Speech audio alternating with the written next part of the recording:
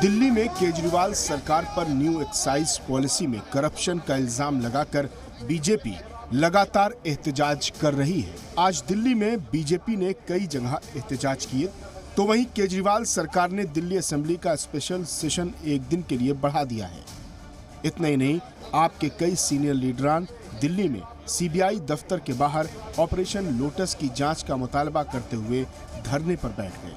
कल असेंबली में भी आप और बीजेपी लीडरान की नारेबाजी और हंगामे की वजह से कई बार कार्यवाही मुलतवी की गई। इस बीच बीजेपी ने केजरीवाल सरकार पर एजुकेशन में करप्शन का भी इल्जाम लगाया, जिसमें दावा किया गया है कि दिल्ली में एजुकेशन के नाम पर बड़े पैमाने पर करप्शन को अंजाम दिया गया है। जो कमरा बन सकता है 5 लाख में, वो इन्होंने बनाया 33 लाख में। और ये हम नहीं कह रहे, ये रिपोर्ट है।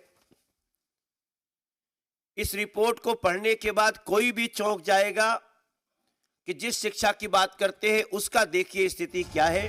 दिल्ली के डिप्टी सीएम मनीष सिसोदिया ने एजुकेशन में करप्शन का इल्जाम लगाने पर बीजेपी पर पलटवार किया। इन्होंने सारी जांच करा ली। पहले लिकर शराब चिल्लाते रहे।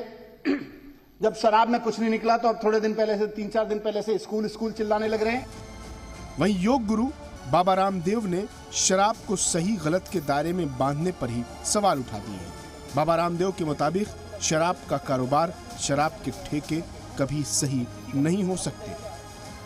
कल दिल्ली के डिप्टी सीएम मनीष सिसोदिया के बैंक लॉकर की सीबीआई ने जांच की। जांच में करीब 70,000 रुपए की चीजें मिली, जिसे मनीष सिसोदिया अपने खिलाफ सीबीआई की क्लीन चिट बता रहे हैं। सिसोदिया ने कहा कि सीबीआई को न उनके घर से कुछ मिला, न ही बैंक लॉकर से ही कुछ बरामद हुआ। ब्यूरो रिपोर्ट, जी मीडिया।